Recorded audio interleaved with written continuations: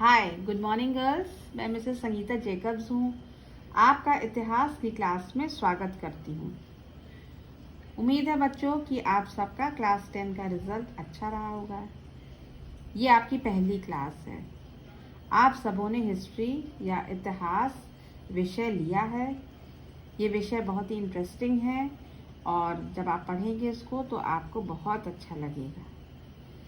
तो आज हम आपको पहला पाठ पढ़ाएंगे जिसका शीर्षक है प्रारंभिक समाज समय की शुरुआत से। ये पहले पाठ का पहला भाग है। इस पाठ में हम सबसे पहले देखेंगे कि आदि मानव कैसे अस्तित्व में आया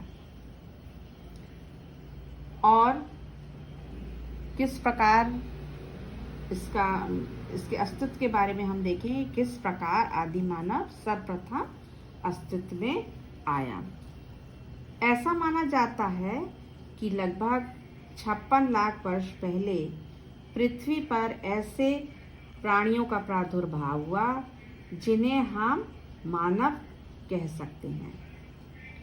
ये मानव जंगलों में रहते थे, पेड़ पौधों से उत्पन्न कंद मूल खाते थे तथा उनके बीजों को इकट्ठा करके तथा जानवरों का शिकार करके अपना भरण पोषण करते थे, अपने पेट को भरते थे। कई तरीकों से वे अपने भाव एवं विचारों को अभिव्यक्त करते थे।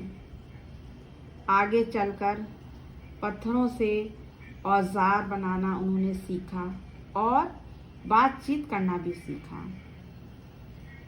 आग के बारे में भी उनको जानकारी प्राप्त हुई।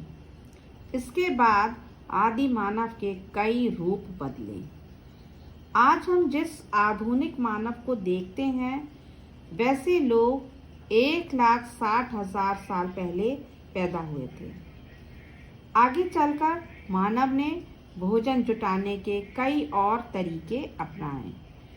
शिकार करना और संग्रह करना चलता रहा। संग्रह से क्या मतलब है बच्चों? इधर उधर खाने की चीज़ों को तलाशना और बटोरना। तो खाने को वो ढूंढते थे कि कहाँ से उनको फल फूल मिल जाए और फिर वो इकट्ठा करके रखते थे। इसको संग्रह कहते हैं। आज भी दुनिया के कुछ भागों में ऐसे शिकारी संग्राहक समाज हैं जिन्हें हंटर गैदरर सोसाइटीज भी कहते हैं, जो शिकार और संग्रहण से अपने भोजन की व्यवस्था करते हैं। अब आगे हम देखेंगे आधुनिक मानव के पूर्वज कैसे थे। तो इसके लिए हम यहाँ आपको पिक्चर में दिखाएंगे बच्चों। 4 ये खोपड़ियाँ हैं जिससे हमें आधुनिक मानव के पूर्वज हमारे कैसे थे इसके बारे में हमको जानकारी मिलती है। तो ये 4 खोपड़ियों को हम देखेंगे। तो जो सबसे पहली वाली ये खोपड़ी है ये एक वानर यानी कि बंदर की है। इसका आकार आप देखिए, इसके जबड़े देखिए कितने चौड़े हैं। दूसरा जो है वो एस्ट्रेलोपिथेक्स नामक प्रजाति की है। इसकी खोपड़ी का आकार बड़ा है, जबड़े कम भारी और दांत बड़े हैं। इनमें भी वानर की विशेषता विद्यमान है। तीसरी जो खोपड़ी है वो होमो इरेक्टस यानी कि सीधे खड़े होकर चलने वाले व्यक्ति की है। और जो चौथी खोपड़ी है वो होमो सैपियंस नामक प्रजाति की है, जो चिंताशील मानव होता था, अर्थात बुद्धिमान मानव की है, जो कि आज के आधुनिक मानव से संबंधित है। इसकी खोपड़ी का आकार आप देख सकते हैं, बड़ा है, जबड़े इसके हल्के हैं तथा दांत जो हैं वो भी छोटे हैं। इन चित्रों में दिखाई गई खोपड़ियों की रचना में जो अंतर दिखाई दिए गए उनका कारण वे परिवर्तन हैं जो मानव के विकास के परिणाम स्वरूप उत्पन्न हुए।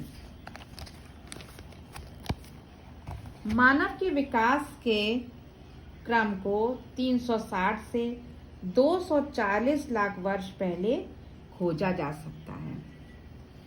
इस काल में एशिया तथा अफ्रीका में स्तनपायी प्राणियों का उद्भव हुआ, जिन्हें प्राइमेट या प्राइमेट्स कहते हैं। इसके बाद 240 लाख वर्ष पहले प्राइमेट श्रेणी में एक उप समूह उत्पन्न हुआ। प्राइमेट उप समूह में वानर, लंगूर और मानव शामिल हैं। इनके शरीर पर बाल होते हैं। माता के गर्भ में पलता बच्चा, माताओं में बच्चे को दूध पिलाने वाली ग्रंथियां होती हैं। दांत भिन्न भिन्न किस्मों के होते हैं। होमोनॉइड उप समूह में वानर यानी एप शामिल थे। फिर लगभग 56 लाख वर्ष पहले हमें प्रथम होमोनिड प्राणियों के अस्तित्व का साक्ष्य मिलता है। होमोनिड वर्ग होमोनॉइड उप समूह से विकसित हुए, यानी कि होमोनॉइड से ही होमोनिड विकसित हुए।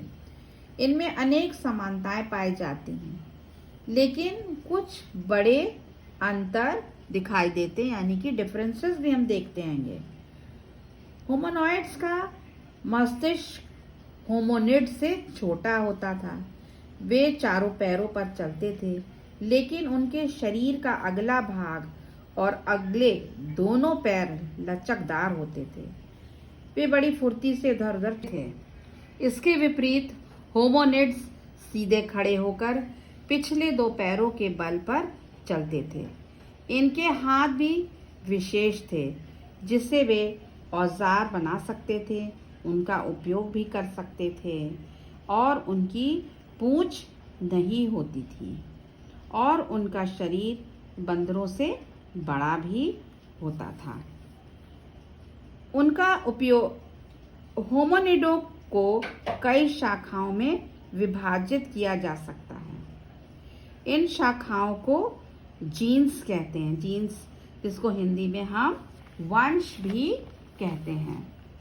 इन शाखाओं में ऑस्ट्रेलोपिथेक्स और होमो अधिक महत्वपूर्ण हैं। ऑस्ट्रेलोपिथेक्स के मस्तिष्क का आकार होमो की अपेक्षा बड़ा है। जबड़े भारी होते हैं और दांत भी ज़्यादा बड़े होते हैं। इन प्रजातियों को वैज्ञानिकों द्वारा दिए गए नाम सभी लातिनी यानी कि लैटिन और यूनानी भाषाओं के शब्दों से बने हैं। जैसे ऑस्ट्रेलोपिथेक्स लातिनी भाषा के शब्द ऑस्ट्रल यानी दक्षिणी और यूनानी भाषा के शब्द पिथेक्स यानी वानर से मिलकर बना है। ये नाम इसलिए दिया गया क्योंकि आदि मानव में वानर के अनेक लक्षण देखने को मिले। अब हम हाथों के विकास को देखेंगे। इस चित्र में बच्चों आप देखिए, जो हाथों का किस प्रकार विकास हुआ। जो सबसे पहला जो हाथ है, आकृति है, वो एक चिंपांजी की है, जिसकी पकड़ ठीक व सूक्ष्म दिखती है। दूसरा जो चित्र है, दूसरे हाथ का जो चित्र है बच्चों, वो होमोनिड का है, जिसकी पकड़ दुरुस्त व सूक्ष्म दिखती है। और तीसरा जो हाथ है वो मानव का है, यानी कि मनुष्य का है, और जिसकी पकड़ हम देखते हैं बहुत ही शक्तिशाली है और पावरफुल है।